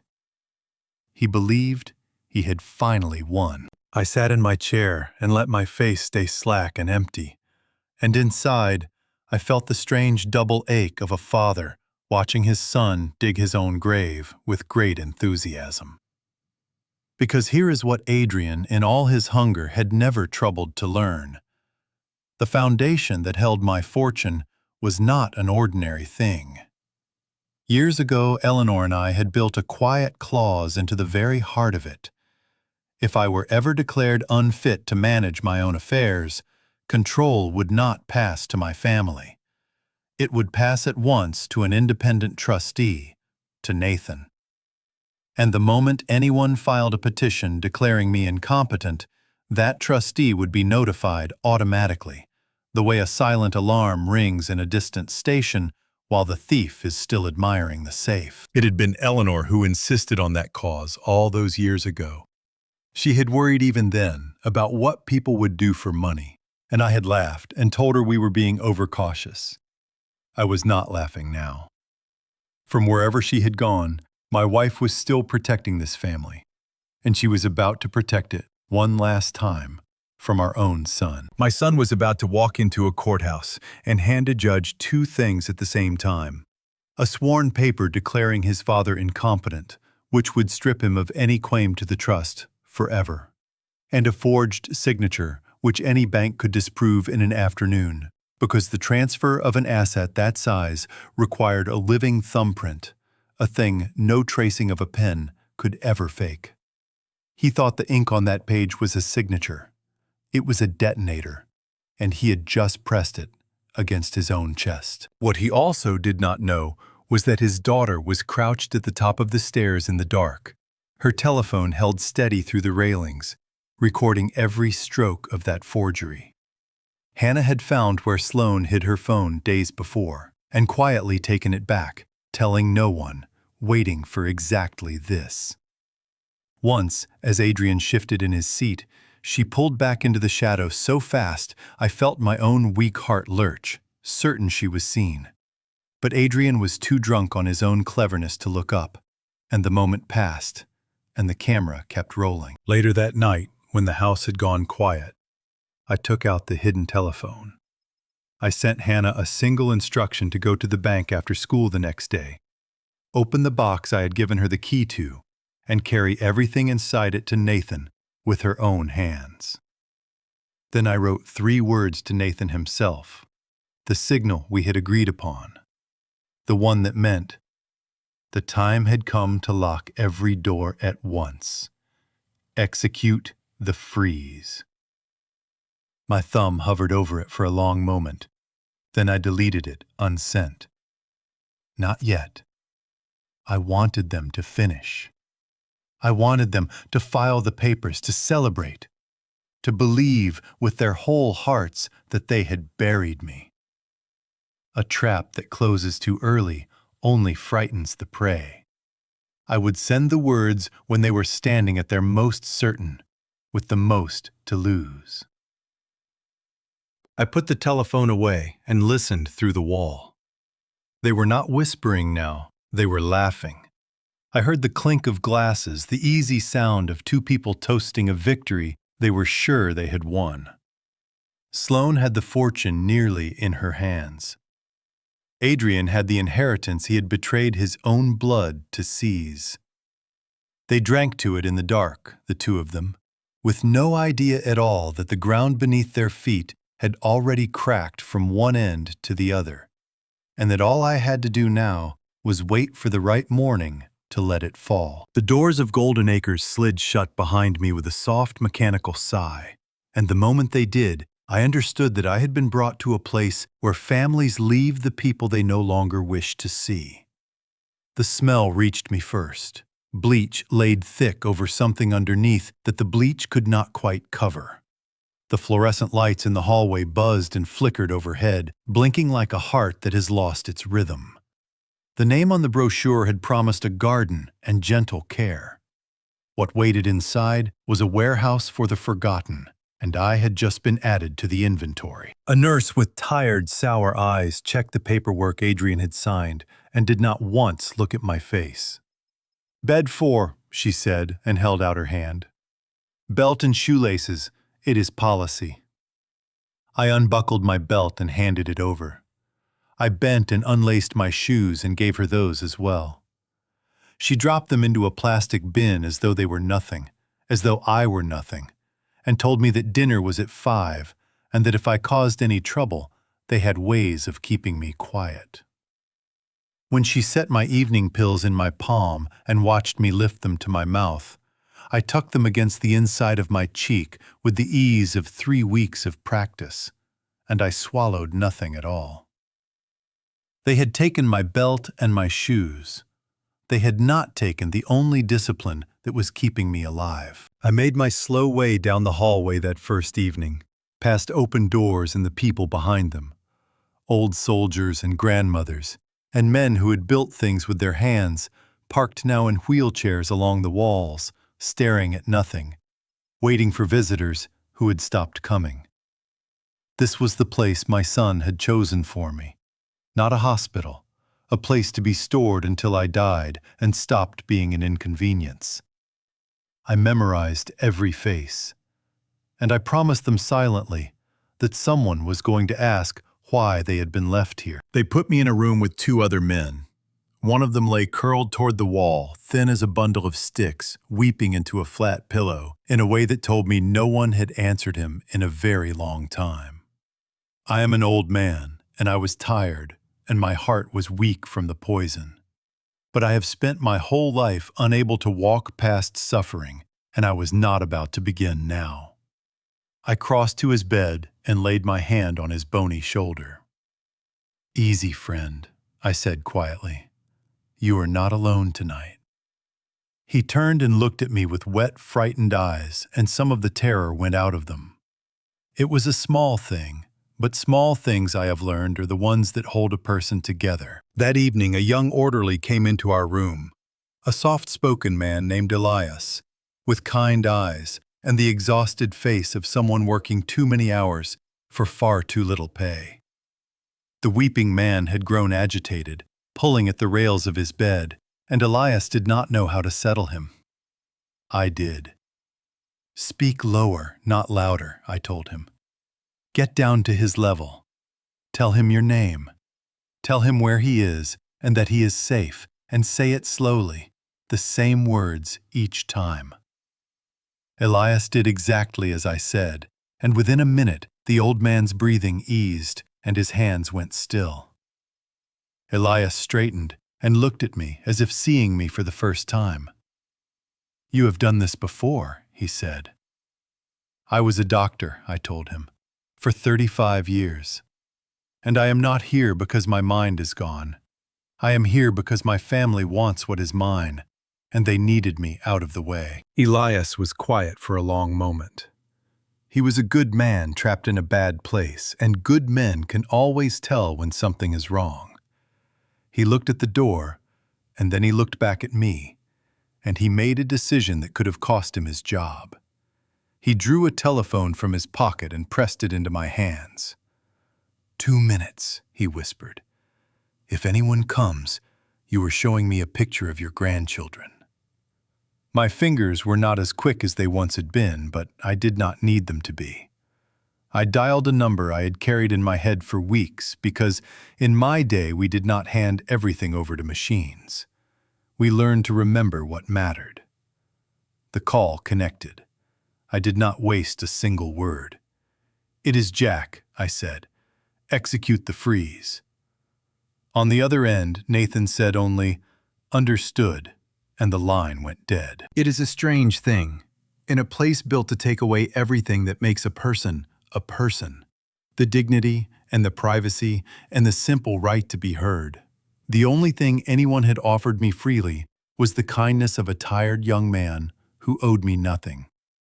Adrian had given me a cage. Elias had given me a key. I would not forget either one of them. I handed the telephone back to Elias and thanked him, and he took it and went on with his rounds, never knowing what he had just set into motion. I lay down on the thin plastic mattress, listening to it crinkle beneath me, and for the first time in many weeks, I felt something close to peace. They believed they had thrown me away.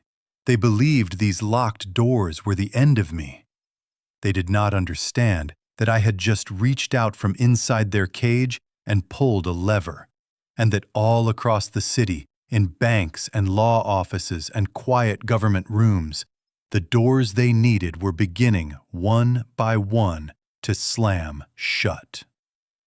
My son and his wife were somewhere out there, raising another glass to themselves.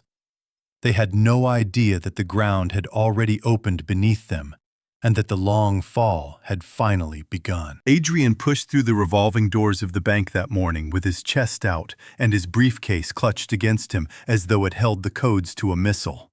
He had the forged deed inside it and the false medical papers, and in his mind he had already spent the money. That is how Nathan described it to me 2 days later, sitting across a scarred table in the visitor's room of Golden Acres, his voice low and steady, telling me how the trap I had set from inside a locked ward had closed exactly on schedule. Adrian had gone to the bank to draw out the first piece of a bridge loan, the cash he needed to pay the man he owed, before he ran out of patience for good. He slid his papers across the counter to a young teller and asked for the money in a great hurry. The teller began to type, and then Nathan told me the typing stopped. There is no sound in the world quite like the silence of a bank teller whose screen has just told her that something is very wrong. A manager came over, a careful man who had seen every kind of trouble walk through those doors. He looked at the screen, and then he looked at my son, and he did not smile. He told Adrian that the account was frozen, that it had been flagged for fraud, and that the transaction would not go through. Adrian raised his voice. He said he was the conservator, that his father was incompetent, that he had the court papers right there in his hand.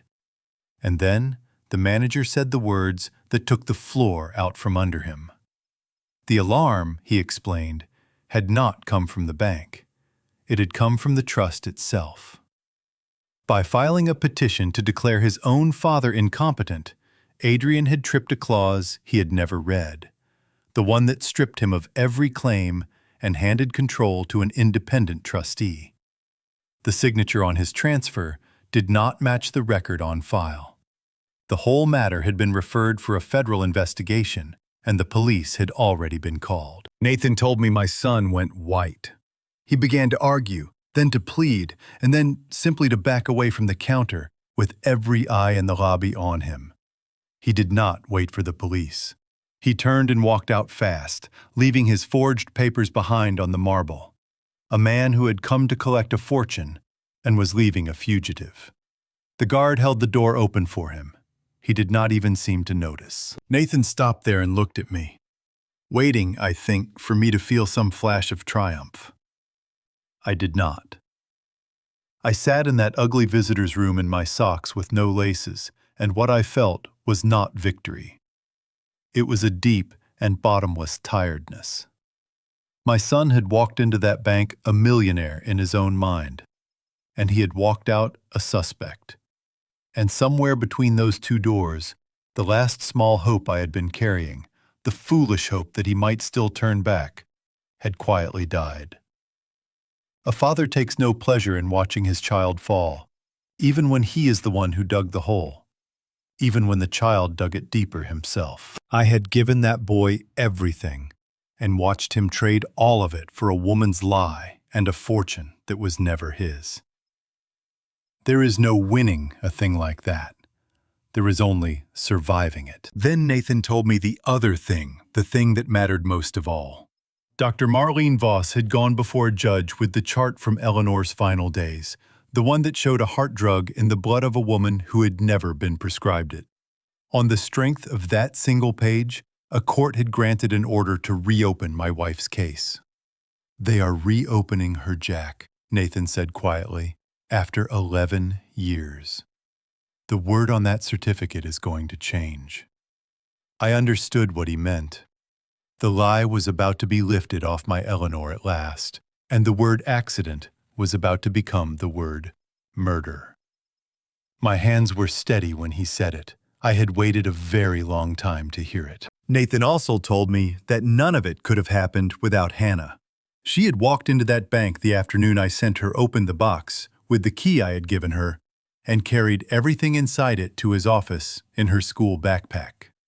A girl of 16 had hand-delivered the evidence that brought it all crashing down. Eleanor would have been so proud of her. I was proud enough for the both of us. What Adrian did not understand even then was that the freeze had not only caught him. When Nathan's people locked the doors, they locked all of them, including the hidden account with no names on it, the one Sloane had been quietly filling for her escape. Her money was frozen. Her airline ticket was useless. The beach she had promised herself was suddenly very far away.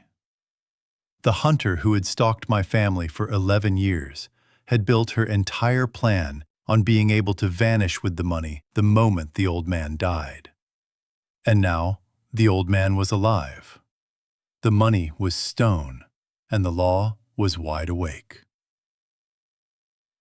I thanked Nathan, and I watched him gather his papers and walk out through doors that would open for him and would not yet open for me. Then I sat alone with what I knew was coming. Adrian ruined and terrified, with the police behind him and the money gone, would do the only thing a frightened boy knows how to do. He would run home to his wife. He would burst through the door, looking for Sloane, looking for comfort, looking for the woman who had told him he was special and promised him the world. And he would find an empty closet, a few bare hangers, and the cold, final understanding that she had never been his at all. Hannah came to see me the next afternoon while the house she lived in fell apart behind her. She sat beside me in the visitor's room, slid her telephone into my hands, and told me in a voice gone flat with shock that I needed to see what her stepmother had become when the walls finally closed in. So I watched my son come home that night on a small, glowing screen. He burst through the front door, soaked to the skin, his eyes wild, calling Sloane's name. And when she turned to look at him, I watched the mask I had been studying for months fall away completely. And I saw at last the thing that had been living in my house. "It is gone," Adrian was shouting on the screen. "The accounts, the loan, all of it. The police are looking for me. Sloane, we have to go, tonight, right now." Sloane did not move from the sofa. She looked at him the way you look at something stuck to the bottom of your shoe. "We," she said, and she laughed. "There is no we, Adrian. There never was. You were only the door I needed to walk through, and now I am on the other side of it." She stood and smoothed her dress. "I am not running anywhere with you. You are going to stay here, and you are going to be arrested, and you are going to tell the police exactly what they already believe, that you poisoned your father for his money. And while they are busy with you, I will be on a plane." He stared at her as though she had struck him. He told her he had done everything for her, that he had betrayed his own father, that he had put the old man in a home because she asked him to. She only tilted her head and looked at him with something near boredom. "You did those things," she said, "because you are weak, Adrian.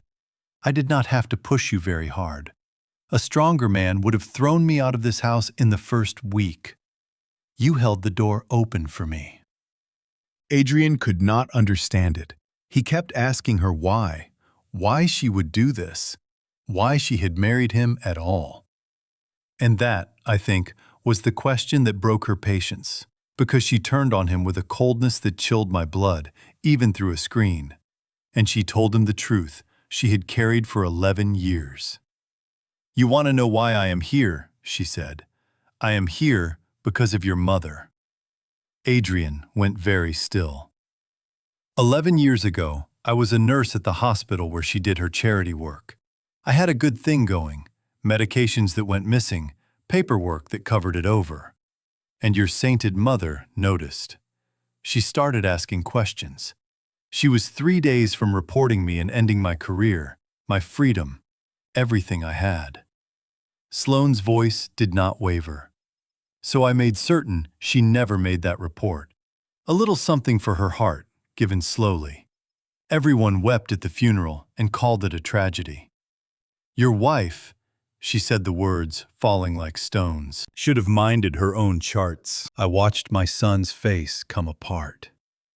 He had married the woman who murdered his mother. He had brought her into his father's home. He had stood beside her and helped pour the same poison into the same family, into me, never knowing that the hand he held had already killed the woman who gave him life. "You killed my mother," he whispered. It was not a question. It was a man watching the entire shape of his life rearrange into something monstrous. And then he understood the rest of it.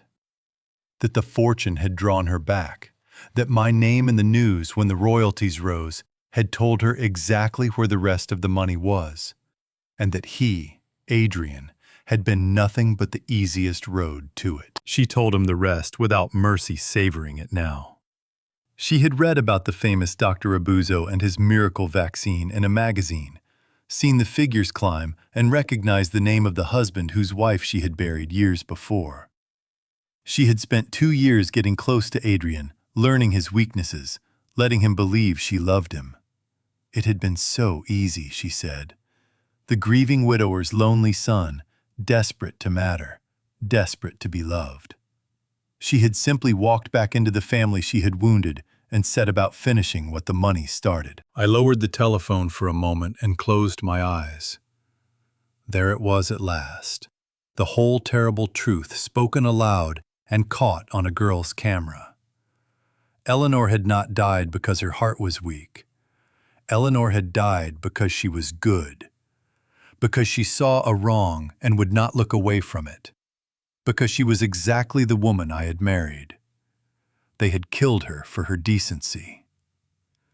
And that same decency was sitting right beside me now, holding my hand, 16 years old, watching the monster confess everything. Hannah did not say a word. She only tightened her hand around mine and let me sit with it. I thought of the seed her grandmother had once pressed into her palm and the promise that came with it. And I understood that Eleanor had been right. The smallest things are the ones you protect the most. This girl was the smallest thing in that poisoned house, and she had turned out to be the greatest. I made myself watch the last of it.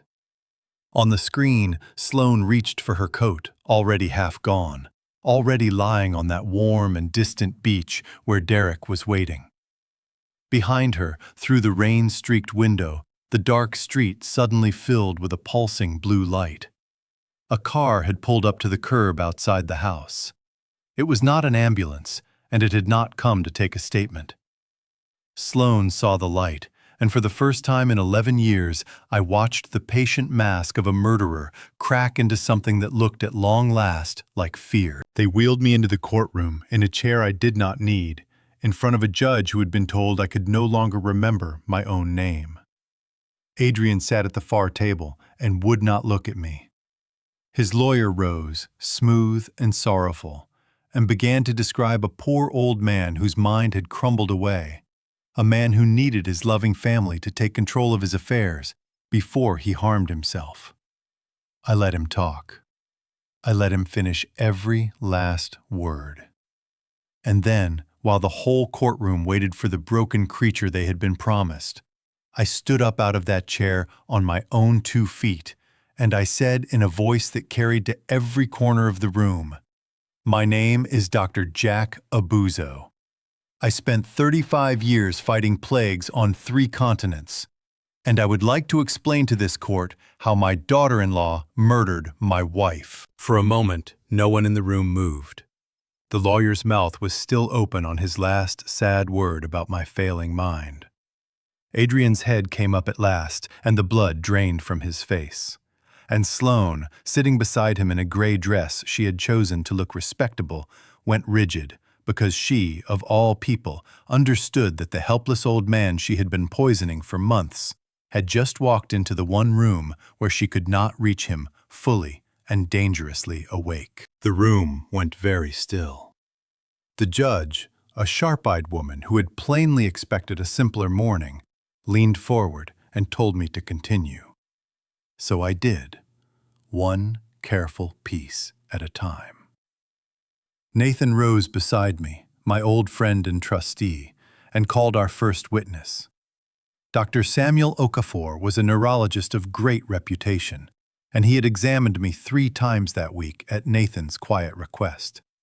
He told the court plainly that my mind was as clear as that of any man my age he had ever tested, that I was sharp, oriented, and entirely able to manage my own affairs.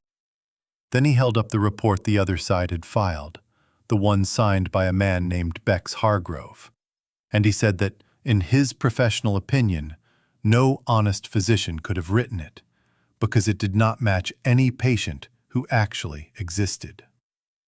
The first lie began to come apart at the seams. Then I called Dr. Marlene Voss. She walked to the stand, carrying 11 years of patience in her hands. She explained that she had tested the pills my family had been feeding me and found them full of digitalis, a poison drawn from a flower in a dose meant to kill. And then she did the thing that changed everything.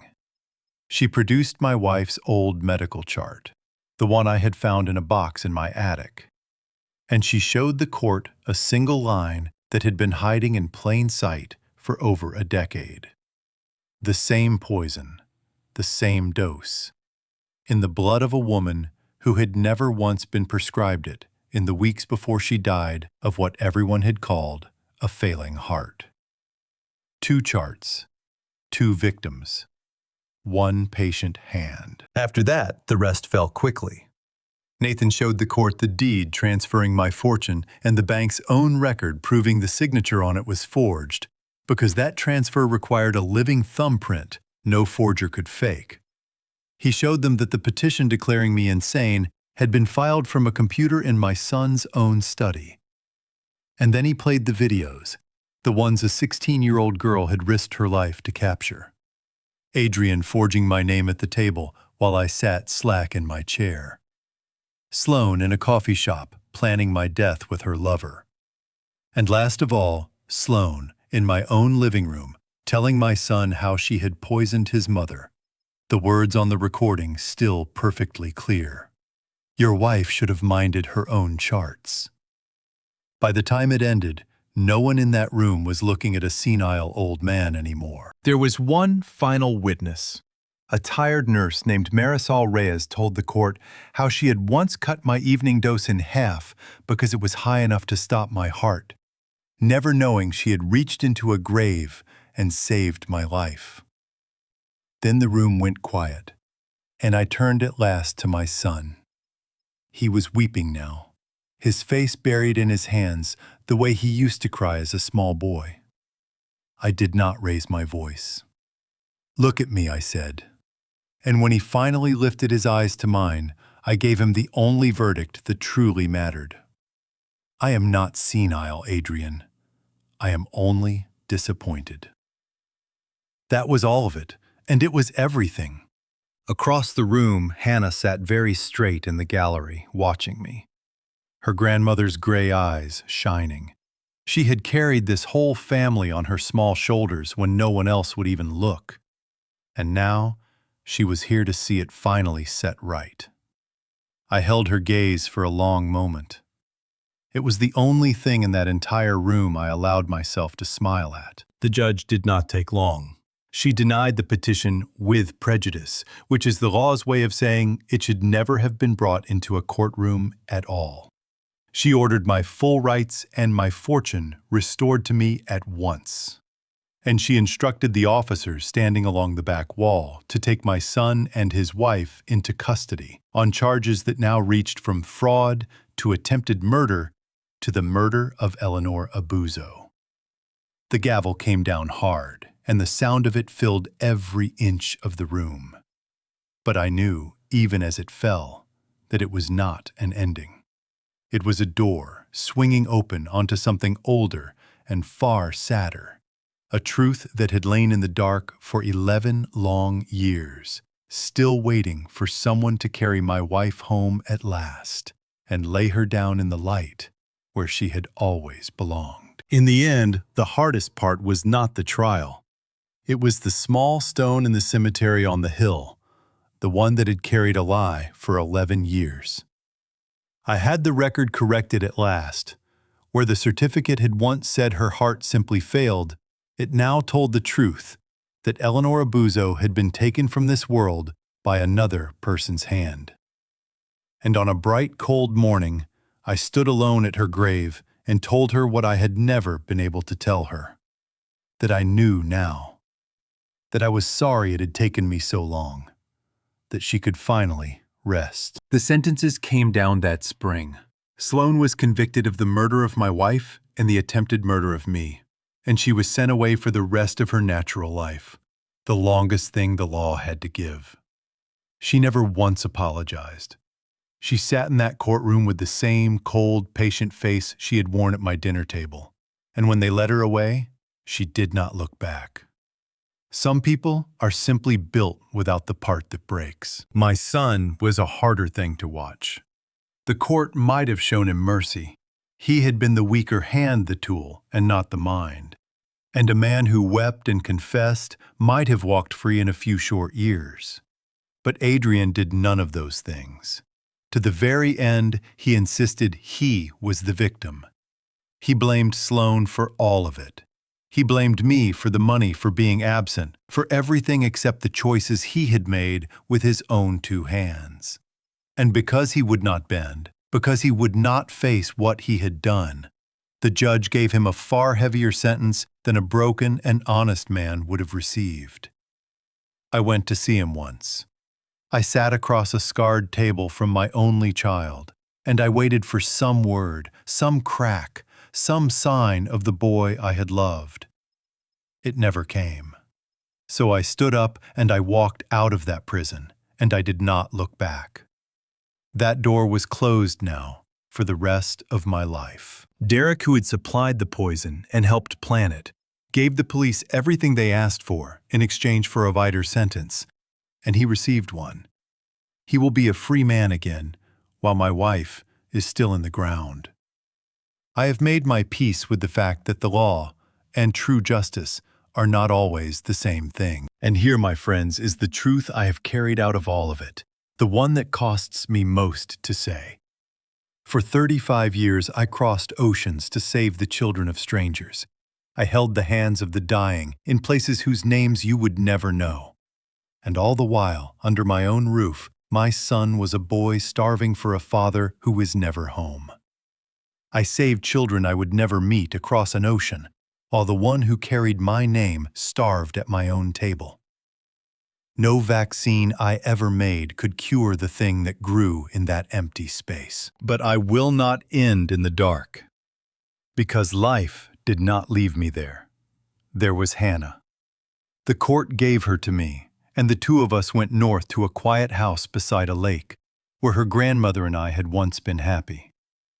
And this past month, a letter came. My granddaughter, the invisible girl who saw everything, has been accepted to study medicine at Johns Hopkins. She is going to be a doctor. She is going to spend her life protecting the smallest things the way her grandmother taught her, with a single seed pressed into her hand. The line does not end with me after all. It bends, and it carries on. And it carries on far better than it began. I am sitting beside that lake as I tell you this. The water is very still this evening. My heart, the one they tried so hard to stop, beats slow and steady. After all the months of poison and fear, I feel at last like a man whose fever has broken. So let me leave you with what I have learned, for whatever it is worth to you.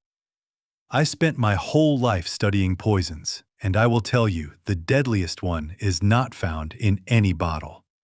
It is the slow poison of a love we keep meaning to give and never do. The harsh word we never take back. The phone call we never make. The years we assume we will always have. Look hard at the people in your life while they are still in it. Tell them the truth. Pay attention to them, because the symptoms of a dying thing are quiet, and by the time you see them, it is so often already too late. And if you are angry, as I was angry, if someone has wronged you and walked away clean, and you lie awake wanting to make them pay, let me tell you what an old book told me when I had nothing else to hold. Vengeance is mine, I will repay, saith the Lord. I did not poison them back. I did not become the thing they were. I only uncovered the truth, and I laid it down, and I left the rest to God. My Eleanor is with him now, in a place no poison can reach, and one day, when my own slow heart is finally still, I believe with all that is left of me that I will see her again. If this story has reached something in your heart tonight, I hope you will sit with it for a moment before you go. If it moved you, leave a word below and tell me what it stirred, because I do read them. And if you would like to walk with me through another story like this one, then stay close and do not wander too far. There are more truths waiting to be told, and I would be glad to tell them to you. Thank you for staying with me to the end of this story. If it touched your heart, please like this video and subscribe so you never miss the next one. Tell me your thoughts in the comments below. They mean more than you know. And remember, patience is its own quiet strength, and the Lord sees what we cannot. Until next time, take care of your heart.